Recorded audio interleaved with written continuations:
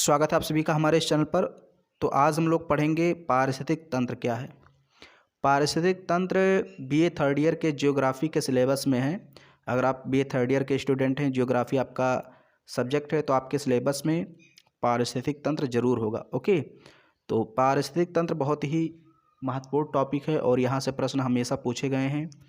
पूछे जाने के चांस भी काफ़ी ज़्यादा रहते हैं, कभी कभी 500 शब्दों में, कभी कभी 200 शब्दों में और कभी कभी 50 शब्दों में क्वेश्चन पूछ लिए जाते हैं। क्वेश्चन आपसे कुछ इस प्रकार पूछा जाएगा, पारिस्थितिक तंत्र से आप क्या समझते हैं, इसके जैविक एवं अजैविक घटकों का वर्णन कीजिए। ओके, इस प्रकार से आपसे पूछ सकता है प्रश्न।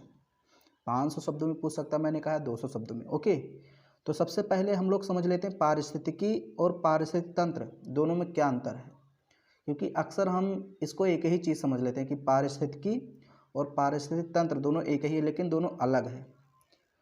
तो हम लोग आंसर कैसे लिखेंगे, आंसर की शुरुआत हम लोग पहले पारिस्थितिक यानी इकोलॉजी, इसको बोलते हैं पारिस्थितिकी या इकोलॉजी, इससे करेंगे। ओके, पहले हम लोग हेडिंग डालेंगे पारिस्थितिकी, इंग्लिश में इसको इकोलॉजी बोलते हैं, और लिखेंगे 1869 में अर्नेस्ट हाइकल ने सर्वप्रथम इकोलॉजी शब्द का प्रयोग किया।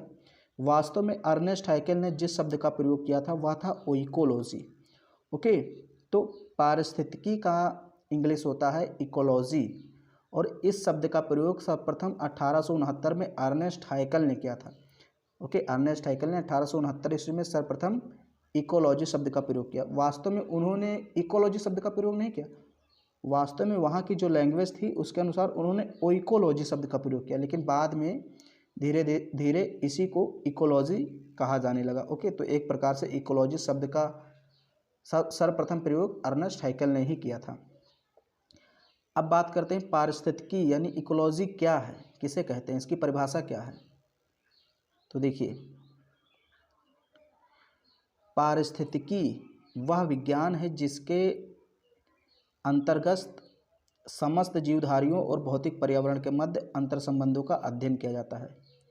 ओके, पारिस्थितिकी की बात हो रही है। पारिस्थितिकी वह विज्ञान है यानी विज्ञान की शाखा है। पारिस्थितिकी क्या है, इकोलॉजी एक विज्ञान की शाखा है। पारिस्थितिकी विज्ञान वह विज्ञान है, या फिर कह सकते हैं विज्ञान की वह शाखा है जिसके अंतर्गत समस्त जीवधारियों और भौतिक पर्यावरण के मध्य अंतर संबंधों का अध्ययन किया जाता है। यानी जीवधारी जितने भी जीवित चीज़ें हैं और भौतिक पर्यावरण यानी जितनी अजैविक चीज़ें हैं, अजीवित या अजैविक चीज़ें हैं, इन दोनों के मध्य जो संबंध होता है उसी चीज़ का अध्ययन हम पारिस्थितिकी विज्ञान में करते हैं। ओके, तो आपको इसकी परिभाषा समझ में आ गई होगी कि पारिस्थितिकी वह विज्ञान है जिसके अंतर्गत समस्त जीवधारियों मतलब जीवित और भौतिक पर्यावरण के मध्य अंतर संबंधों का अध्ययन किया जाता है। अब दूसरा चीज़ आता है पारिस्थितिक तंत्र क्या है, इकोसिस्टम इसको बोलते हैं। पारिस्थितिक तंत्र शब्द का सर्वप्रथम प्रयोग 1935 में एजी टॉन्सले ने किया था। ओके, पारिस्थितिक तंत्र यानी इकोसिस्टम का सर्वप्रथम प्रयोग 1935 में एजी टॉन्सले ने किया था, जबकि यहाँ इकोलॉजी यानी पारिस्थितिकी का सर्वप्रथम प्रयोग 1969 में अर्नेस्ट हाइकल ने किया था। अब हम बात करते हैं पारिस्थितिक तंत्र कहते किसे हैं। तो देखिए, पारिस्थितिकी विज्ञान की एक शाखा है। पारिस्थितिकी मैंने आपको बताया विज्ञान की एक शाखा है, जबकि पारिस्थितिक तंत्र धरातल पर एक निश्चित क्षेत्र धारण करने वाली क्रियाशील इकाई है जिसके अंतर्गत जैविक समुदाय परस्पर और भौतिक पर्यावरण के साथ क्रियाशील रहते हैं। तो पारिस्थितिक तंत्र के अंतर्गत क्या कह सकते हैं कि पारिस्थितिक तंत्र धरातल पर एक निश्चित क्षेत्र धारण करने वाली क्रियाशील इकाई है और इसके अंतर्गत जैविक समुदाय परस्पर तथा भौतिक पर्यावरण के साथ क्रियाशील रहते हैं। तो अब आप कह सकते हैं कि पारिस्थितिक तंत्र का अध्ययन हम किस विज्ञान में करते हैं, पारिस्थितिकी विज्ञान में करते हैं। ओके, अब आपको अंतर समझ में आ रहा होगा कि पारिस्थितिकी तंत्र का अध्ययन हम जिस विज्ञान में करते हैं उस विज्ञान को पारिस्थितिकी कहते हैं या इकोलॉजी कहते हैं। तो दोनों में अंतर आपको समझ में आ गया होगा। ये परिभाषा थोड़ी सी आपको कठिन लग रही होगी अगर आप पहली बार पढ़ रहे हैं। ओके, तो 1 से 3 बार इसको पढ़ेंगे जब आप, तो आपको ये समझ में आ जाएगा। थोड़ा सा याद करना पड़ेगा परिभाषा। फिर यहाँ पर है पारिस्थितिक तंत्र की कुछ विशेषताएं। ये शुरुआत में आपको लिखना है अगर आपसे प्रश्न पूछता है तो। ओके, पारिस्थितिक तंत्र भूतल पर एक निश्चित क्षेत्र धारण करता है, पहली विशेषता। इस तंत्र का मुख्य चालक बल सूर्य का प्रकाश है, दूसरी विशेषता। तीसरी विशेषता, इस तंत्र में ऊर्जा का प्रवेश हरे पेड़ पौधों के माध्यम से होता है। ओके, जो पारिस्थितिक तंत्र है इसमें ऊर्जा का प्रवेश सीधे मनुष्य से होता नहीं है कि भाई सीधे मनुष्य सूर्य के प्रकाश का उपयोग करके खाना बना ले। सबसे पहले ऊर्जा का प्रवेश पेड़ पौधों में होता है प्रकाश संश्लेषण के माध्यम से, अभी मैं आपको आगे पढ़ाऊंगा। फिर चौथा, इसकी संरचना 3 मूलभूत घटकों से बनी होती है, यानी जैविक घटक, अजैविक घटक और ऊर्जा संघटक। संघटक भी घटक ही होता है, ज़्यादा डिफरेंस नहीं है। ओके, तो यहाँ पर आप देखिए पारिस्थितिक तंत्र के घटक, मैं कलर चेंज कर देता हूँ। पारिस्थितिक तंत्र के 3 घटक हैं, जैविक घटक, अजैविक या भौतिक घटक और ऊर्जा संघटक। देखिए ऊर्जा के साथ संघटक लिखते हैं क्योंकि बोलने में आसानी रहती है। ऊर्जा घटक थोड़ा सा कहने में अजीब लगता है, इसलिए ऊर्जा के साथ हम लोग संघटक लिख देते हैं, बाकी कोई अंतर नहीं है, ये भी घटक ही है। ओके, तो अजैविक संघटक जैविक संघटक पहला, दूसरा अजैविक या जिसको हम भौतिक घटक कहते हैं, और तीसरा है ऊर्जा संघटक। अब थोड़ा सा मैं आपको समझा देता हूँ। यहाँ पर देखिए पारिस्थितिक तंत्र, इसके 3 घटक होते हैं। पहला घटक जैविक, दूसरा अजैविक घटक या जिसे हम भौतिक घटक कहते हैं, और तीसरा है ऊर्जा संघटक। अब ऊर्जा में तो हम सीधे सीधे सूर्य को रख देते हैं, बाकी पूरी कहानी ख़त्म। सूर्य और तापीय ऊर्जा ऊर्जा संघटक में आ जाते हैं। भौतिक घटक में या अजैविक घटक में तमाम प्रकार के खनिज पदार्थ है, अकार्बनिक और कार्बनिक पदार्थ, विभिन्न प्रकार की गैसें, ये सब भौतिक घटक हैं, यानी जिनमें जान नहीं होता। ओके, जिनमें जान नहीं होता मतलब जीवित नहीं होते, तो विभिन्न प्रकार की गैसें, खनिज पदार्थ और मतलब कार्बनिक और अकार्बनिक पदार्थ। अब पहला इसमें है जैविक घटक। जैविक घटक में सभी जीवित जीव जंतु और पेड़ पौधे आते हैं। तो जैविक घटकों को 3 भागों में बांट दिया गया, उत्पादक, उपभोक्ता, अपघटक। अभी हम लोग डिटेल में पढ़ेंगे, यहाँ पर बस मैं थोड़ा सा आपको समझा रहा हूँ कि जैविक घटकों को 3 भागों में बांट दिया गया, उत्पादक, उपभोक्ता और अपघटक। अब जो उपभोक्ता है, देखिए अब इसमें उत्पादक जो है, उत्पादक में हरे पेड़ पौधों को रखा जाता है, और उपभोक्ता में प्राथमिक उपभोक्ता, द्वितीयक उपभोक्ता, तृतीयक उपभोक्ता, चतुर्थक उपभोक्ता आ जाते हैं। फिर उसके बाद आता है अपघटक। अपघटक में कवक और कुछ सूक्ष्म जीव आते हैं जो सड़े गले पदार्थों को वियोजित कर देते हैं। तो ये पूरी सारणी मैंने आपको बता दी। ओके, अब हम एक एक करके इन सबको पढ़ेंगे। ओके, डिटेल में, क्योंकि 500 शब्दों में लिखना है। तो मैंने बताया पारिस्थितिक तंत्र के 3 घटक होते हैं। तो पहला घटक है जैविक घटक, और जैविक में सबसे पहला उत्पादक, दूसरा उपभोक्ता, तीसरा अपघटक। तो हम अब उत्पादक की बात करेंगे। उत्पादक में हम लोग को क्या लिखना है, इसके अंतर्गत हरी पत्ती वाले पेड़ पौधों को शामिल किया जाता है जो प्रकाश संश्लेषण द्वारा सौर प्रकाश को रासायनिक ऊर्जा में परिवर्तित करके जैविक पदार्थों यानी भोजन का निर्माण करते हैं, इसलिए इन्हें उत्पादक कहते हैं। ओके, उत्पादक क्यों कहते हैं, क्योंकि हरे पेड़ पौधे जो होते हैं ये सूर्य के प्रकाश को रासायनिक ऊर्जा में बदल करके जैविक पदार्थों यानी भोजन का निर्माण करते हैं, यानी उत्पादन करते हैं किसी चीज़ का, तो इसलिए हम इनको उत्पादक कहते हैं। यही एकमात्र वर्ग है जो अपना भोजन स्वयं बनाता है, अतः इन्हें स्वपोषी भी कहते हैं। यहाँ पर देखिए एक चीज़ दिया है इम्पोर्टेंट, क्लोरोफिल अथवा पर्णहरिम युक्त सभी पेड़ पौधे सूर्य प्रकाश की उपस्थिति में कार्बन डाइऑक्साइड और जल को ग्लूकोज में परिवर्तित करते हैं। इस क्रिया को प्रकाश संश्लेषण कहते हैं। यही ग्लूकोज भोजन के रूप में पौधों में एकत्र रहता है। ओके, अब भाई सूर्य का जो प्रकाश है वो हमारे पारिस्थितिक तंत्र में कैसे प्रवेश करता है, हरे पेड़ पौधों के माध्यम से ही प्रवेश करता है, मैंने आपको बताया ना।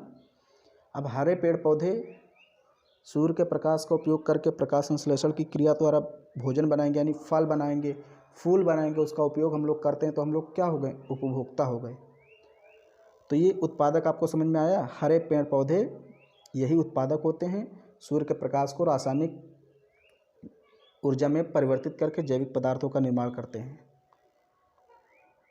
अब है उपभोक्ता। यानी जो लोग उपभोग करते हैं, जैसे पेड़ पौधों ने भोजन बना दिया, जैविक पदार्थों का निर्माण कर दिया,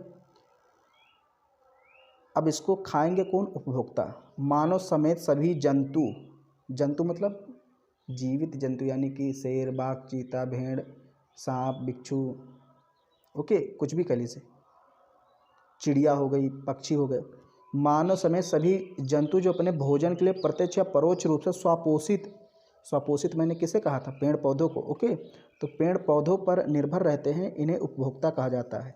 इन्हें परपोषित भी कहते हैं। परपोषित मतलब जिनका पोषण दूसरे लोग करते हैं। हम लोग स्वयं तो मतलब फल बना नहीं लेते, पेड़ पौधे बना नहीं लेते।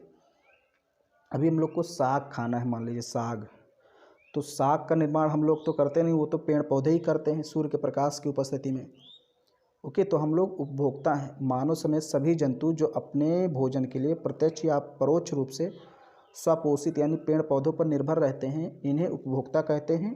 इन्हें परपोषित भी कहते हैं। जैसे इनको भी उपभोक्ता को 4 भागों में बांट दिया गया: प्राथमिक उपभोक्ता, द्वितीयक उपभोक्ता, तृतीयक उपभोक्ता, चतुर्थक उपभोक्ता। अब प्राथमिक उपभोक्ता में जैसे शाकाहारी जंतु आते हैं, जैसे गाय, बकरी, हिरन, चूहा, टिड्डा।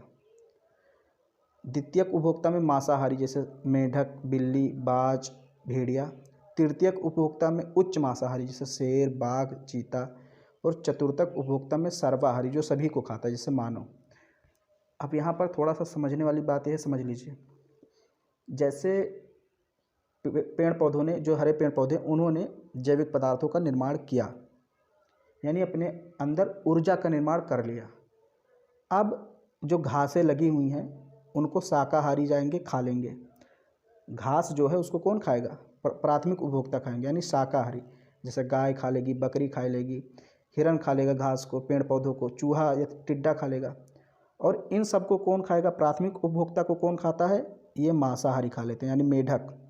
मेढक टिड्डे को खा लेगा, छोटे छोटे कीड़ों को खा लेगा। बिल्ली चूहे को खा लेगी, ओके। बाज जो है ये भी खा लेगा चूहे को। भेड़िया जो है गाय बकरी को खा लेगा। तो प्राथमिक उपभोक्ता को कौन खाएगा? द्वितीयक उपभोक्ता। अब द्वितीयक उपभोक्ता को कौन खाएगा? उच्च मांसाहारी, यानी मेढक, बिल्ली, बाज को कौन खा लेगा? शेर खा लेगा, बाघ खा लेगा, चीता खा लेगा। और इन सबको कौन संभालता है? इन सबको कौन खा सकता है? मानव, सर्वाहारी। ये चतुर्थक उपभोक्ता है। तो एक क्रम चलता रहता है, यानी कि जो ऊर्जा पहले पौधों में थी वो शाकाहारियों में आ गई, फिर उसी ऊर्जा का उपयोग कर वो जो ऊर्जा थी वो मांसाहारियों में आ गई, फिर उच्च मांसाहारी में आई, फिर वही ऊर्जा मानव के अंदर आ गई। कभी कभी मानव डायरेक्ट इनसे प्राप्त कर सकता है। मानव सब कुछ खा सकता है। सर्वाहारी इसीलिए कहा गया क्योंकि ये शाकाहारियों को भी खाता है, मांसाहारियों को भी खाता है, और ये जो हैं पेड़ पौधे इनको भी खा लेता है। भाई साग वगैरह हम भी खाते हैं, फल फूल हम भी लोग खाते हैं। तो मानव जो है वो इनका डायरेक्ट भी उपयोग कर सकता है या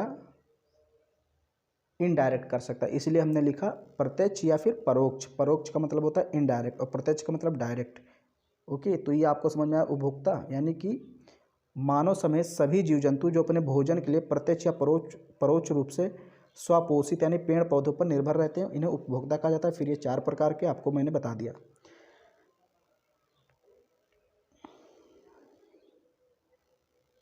अब जो तीसरा है इसमें अपघटक मैंने बताया। जैविक जो घटक होते हैं 3 प्रकार के होते हैं: उत्पादक, उपभोक्ता और अपघटक। तो अपघटक क्या है? बैक्टीरिया और कवक जैसे सूक्ष्म जीव जो सड़े गले जैविक पदार्थों को घोल के रूप में ग्रहण करते हैं, इन्हें वियोजक जीव भी कहते हैं। यानी जब कोई पदार्थ, जैसे मान लीजिए जीव जंतु मर जाते हैं तो सड़ने लगते हैं, तो फिर वो धीरे धीरे आप देखते हैं कि वो मिट्टी में मिल जाते हैं सड़ करके। कोई जानवर है, पशु है, कोई मर गया, उसकी मृत्यु हो गई, तो धीरे धीरे आप देखते हैं वो मिट्टी में ख़त्म हो जाता है, मिल जाता है। तो वो काम कौन करता है? ये सूक्ष्म जीव करते हैं, अपघटक ही करते हैं।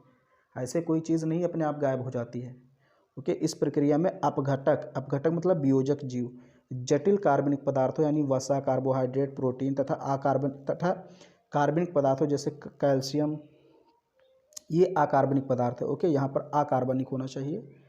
जटिल कार्बनिक पदार्थों, वसा, कार्बोहाइड्रेट, प्रोटीन और अकार्बनिक पदार्थों जैसे कैल्शियम, मैग्नीशियम, पोटेशियम, फास्फोरस आदि का सरलीकरण करते हैं। इन्हें पुनः हरी पत्ती वाले पेड़ पौधे प्राथमिक उत्पादक प्राप्त कर लेते हैं।